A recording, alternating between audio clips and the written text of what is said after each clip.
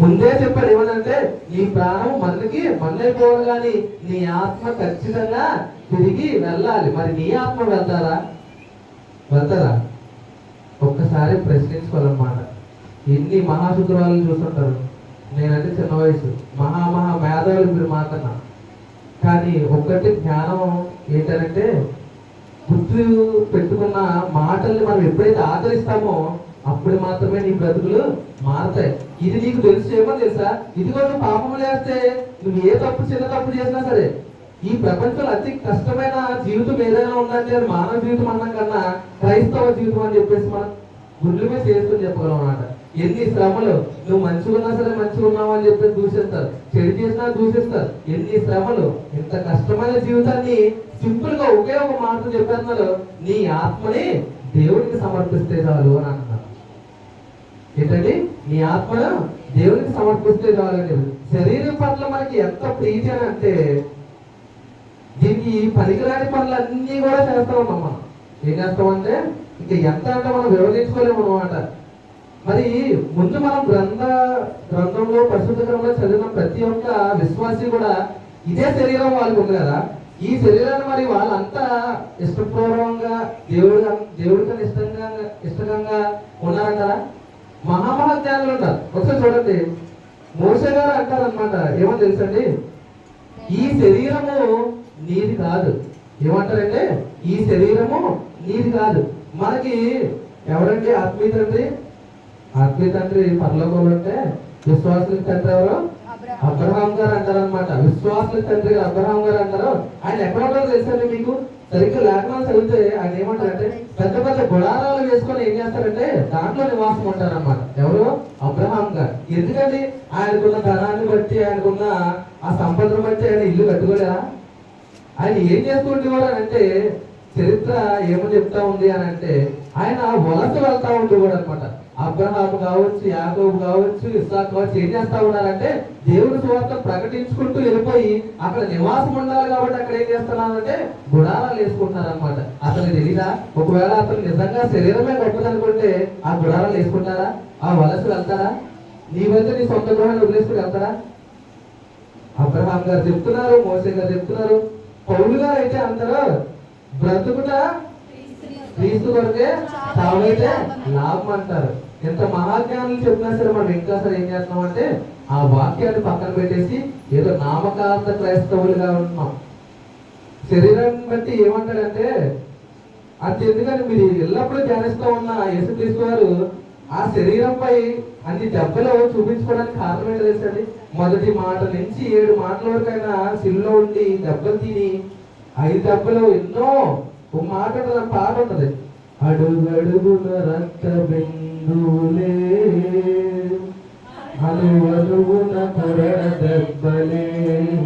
ఈ పాట ఎందుకు ఉంటుందో తెలుసండి? ఇదిగో నేను శరీరంలో వచ్చాను, ఈ శరీరం నువ్వు నడినెత్తి నుంచి అరికాల వరకు నువ్వు ఎక్కడ చూసుకున్నా సరే నీకు అంగుళం గ్యాప్ లేకుండా ఏముంది తెలుసా? దెబ్బలు తగిలించుకున్నాడు. అంటే అర్థమేంటి తెలుసా? ఈ శరీరము నన్ను గాయపరచవచ్చు మీరు ఇతరులు, కానీ నా ఆత్మని తండ్రికి అప్పగిస్తున్నాను, అది అన్నటికి గాయపరచదు అని చెప్పేసి. అయినా సరే మనం ఏం చేస్తా ఉన్నాము? ఇంకా ఈ శరీరం పైన వ్యామోహం. ఇప్పటికైనా మీరు ఏం చేస్తారంటే క్రీస్తుని ఎరిగి శరీరంతో కాదు కానీ ఆత్మతో జీవించటకు సిద్ధంగా ఉండాలి. ఎంత కష్టపడి ఎంత చేసినా సరే నువ్వు ఎంత ధనాన్ని, ఎంత కుటుంబాన్ని, ఎంత ఐశ్వర్యాన్ని, ఎంత పేరుని నువ్వు దాచిపెట్టుకున్నా సరే నీ దగ్గర నుంచి పోయేది ఒకటి ఉంటది. ఏంటో తెలుసా? అనేది మరణము. ఆ మరణము నువ్వు ఎంత వద్దనుకున్నా సరే నీ దగ్గరకు వస్తారు. ఆ వచ్చిన రోజు కన్నా నువ్వు ముందే జాగ్రత్త పడి సిద్ధపడి ఉండాలి. ఏంటో తెలుసా? నా ప్రాణం పోయినా పర్లేదు కానీ నా ఆత్మ మాత్రం నేను కోల్పోకుండా ఉండాలి అనే ఈ జాగ్రత్తలు నువ్వు ఎదిగిన వారిలో ఉండాలన్నమాట. ఏ విధంగా అయితే అబ్రహాం గారు, మోషే గారు అపోస్తులైన 12 మంది అపోస్తులు అంటారు. ఒకసారి చదవండి. అపోస్తుల కార్యాలు 5:40-41. అపోస్తులు 5:40-41. సమ్మతించి అపోస్తులను పిలిపించి కొట్టించి యేసు నామమును బట్టి బోధింపకూడదని ఆజ్ఞాపించి. ఎవరో అపోస్తులు 12 మందిని పిలిపించి ఏం చేస్తారంటే కొట్టి వార్నింగ్ ఇచ్చి ఏం చేస్తారంటే ఇదిగో నేను ఈ రోజు వదిలేస్తున్నాను, రేపు నుంచి మీ 12 మంది అపోస్తులు వాక్యం గాని బోధించారా? ఆజ్ఞాపించి వారిని విడుదల చేసి ఆ నామం కొరకు అవమానము పొందుటకు పాత్రులని ఎంచబడినందున వారు సంతోషించు అంటే ఏం చేస్తున్నారు తెలుసండి? అపోస్తులు ఇదిగో నన్ను పిలిపించి తిట్టించి కొట్టించిన ఈ నామాన్ని నేనేం చేయాలంటే వదిలేని చెప్పట్లేదు, కానీ ధన్యతగా ఫీల్ అయ్యి ఏమంటాడంటే చదవ మహాసభ ఎదుటయందు వెళ్ళిపోయి ప్రతి దినం అన్నమాట. ఈ రోజు సాయంత్రం నన్ను కనుక తిట్టారనుకోండి, రేపు పొద్దున ఏం చేశారనంటే ఈ అపోస్తులు ఏం చేస్తా ఉన్నారు? దేవాలయంలోకి వెళ్ళిపోయి, అదే నీవైతే నేనైతే కనీసం ఈ గుడి చుట్టుపక్కల కనుమేరలో కూడా కనిపించే 1 కిలోమీటర్ వారు. అపోస్తులు ఏం చేస్తారు తెలుసండి? కొట్టి హింసించి ఎన్ని మాటలన్నా సరే తర్వాత రోజు ఏం చేస్తున్నారు?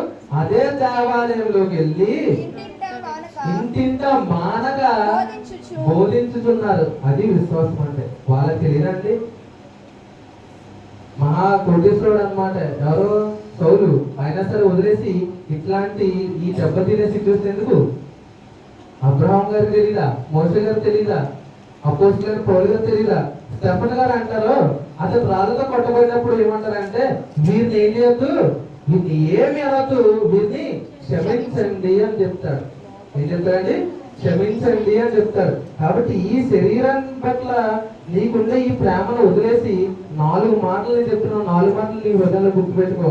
1 ప్రేమ, ఇంకొకటి విధేయత, 3 క్రమశిక్షణ, 4